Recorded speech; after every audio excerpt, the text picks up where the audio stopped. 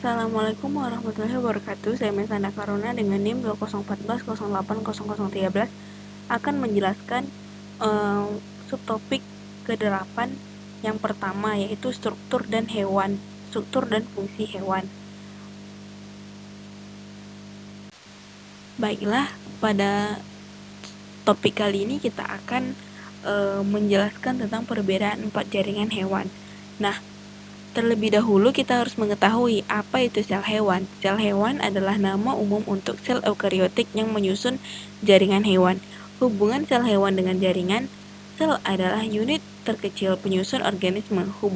Hubungannya adalah jaringan merupakan kumpulan sel-sel yang memiliki fungsi, struktur, dan bentuk yang sama. Yang pertama ada jaringan otot, yang kedua ada jaringan epitel, yang ketiga ada jaringan ikat, yang keempat ada jaringan saraf. Organ adalah sekumpulan jaringan yang memiliki fungsi yang sama. Kaitan organ dengan organisme adalah tingkat organisasi kehidupan yang terakhir berupa kumpulan-kumpulan molekul yang saling mempengaruhi sehingga berfungsi secara stabil. Selanjutnya ada sistem organ pada manusia. Sistem organ pada manusia ada 7. Yang pertama adalah sistem pencernaan, sistem pernapasan, sistem peredaran darah, sistem saraf, sistem sekresi, sistem reproduksi, dan sistem endokrin. Yang kedua adalah struktur, fungsi, organ, serta proses pada sistem pencernaan. Nah, pada gambar kita dapat bisa melihat struktur dan fungsi organ penyusun pencernaan. Yang pertama ada mulut. Setelah mulai makan, mulut akan mengunyah makanan menjadi potongan-potongan yang lebih kecil agar mudah dicerna. Yang kedua ada kerongkongan, yang ketiga ada lambung, yang keempat ada usus halus, yang kelima ada pankreas, yang keenam ada usus besar, yang ketujuh atau yang terakhir adalah anus. Nah, makanan dapat membantu manusia dalam mendapatkan energi, membantu pertumbuhan badan dan otak. Itulah fungsi dari kita makan sehari-hari. Waktu pencernaan yang terjadi di dalam tubuh untuk mencerna makanan itu adalah 24-72 jam. Nah, jika salah satu organ rusak atau abnormal, maka sistem organ tersebut tidak dapat beroperasi dengan baik karena terjadi kerusakan pada sistemnya. Yang ketiga, ada hikmah ayat kauniyah yang berkaitan dengan makanan dan sistem pencernaan. Yang pertama ada terdapat pada Quran Surah Al-Baqarah ayat 233, yaitu mengenai menyusui anak. Yang kedua terdapat pada Quran Surah Al-A'raf ayat 31 mengenai aturan makan. Yang ketiga ada Quran Surah An-Nahl ayat 69 mengenai manfaat madu dari lebah.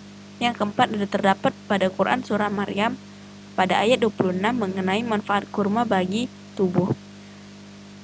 Yang bagiannya adalah Quran Surah Al-Maidah ayat 3 sudah dijelaskan bahwa diharamkannya memakan daging babi.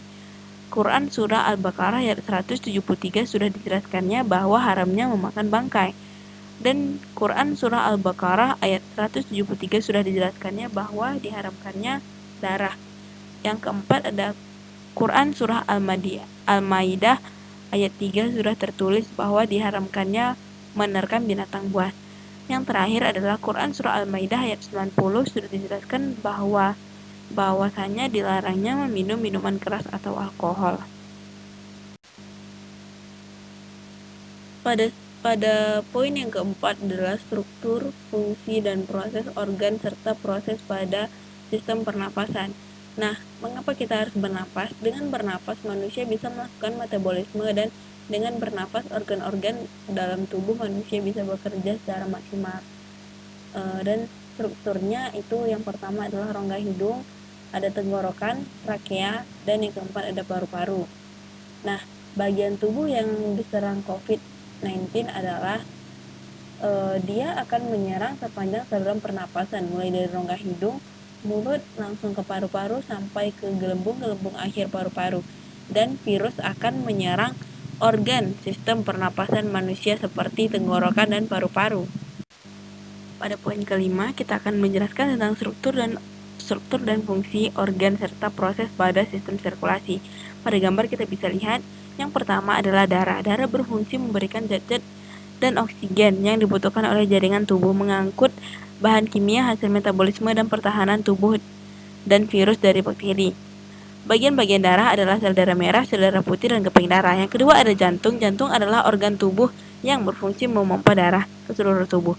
Jantung terdiri atas serambi kiri, serambi kanan, bilik kiri, bilik kanan, arteri pulmonalis, vena superior, dan aorta. Yang ketiga ada pembuluh darah. Pembuluh darah adalah jalur-jalur yang dilewati darah dalam tubuh. Yang pertama adalah pembuluh darah terdiri dari vena adalah pembuluh balik, arteri adalah pembuluh nada, kapiler adalah pembuluh darah yang sangat tipis yang lebih kecil dari vena dan arteri. Selanjutnya yang terjadi jika salah satu organ tersebut mengalami kerusakan atau abnormal adalah kelainan jantung, yaitu gagal jantung, jantung koroner, lemah jantung, dan kelainan pada peredaran darah adalah anemia, hemofilia, dan leukemia. Yang keenam ada struktur, fungsi organ, serta proses pada sistem ekskresi. Nah, yang pertama adalah ginjal. Ginjal berfungsi melakukan penyaringan terhadap darah di dalam tubuh. Yang kedua ada kulit. Kulit berfungsi melindungi tubuh terhadap patogen dan kehilangan air yang berlebihan. Yang ketiga ada paru-paru. Di dalam tubuh manusia terdapat sepasang paru-paru yaitu paru-paru kanan dan kiri. Keduanya terletak di rongga dada. Yang keempat ada hati, merupakan kelenjar terbesar di dalam tubuh, terletak dalam rongga perut sebelah kanan, tepatnya di bawah diafragma. Yang kelima adalah jika salah satu organ terjadi kerusakan atau abnormal, maka terjadi kelainan pada ginjal seperti batu ginjal, terjadi kelainan pada kulit seperti sakit kulit, terjadi kelainan pada paru-paru seperti pneumonia atau bronkitis, terjadi kelainan pada hati seperti penyakit kuning dan hepatitis A. Selanjutnya yang ketujuh atau poin yang terakhir adalah struktur, fungsi organ, serta proses yang terjadi pada sistem reproduksi. Nah, sistem reproduksi pada pria dan wanita adalah pada pria berfungsi untuk memproduksi dan menyimpan sperma. Pada wanita memproduksi sel telur dan menyediakan tempat untuk janin pada kehamilan. Dan bukti-bukti ilmiah yang membenarkan ayat-ayat Al-Quran tentang tahapan penciptaan manusia dalam rahim.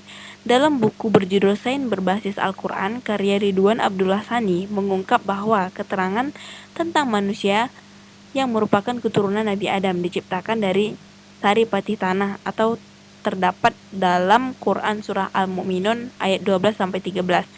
Dan nutfatah atau air mani disimpan di dalam rahim tersebut mengalami proses sebagaimana yang diterangkan dalam Surah Al-Mu'minun ayat ke-14.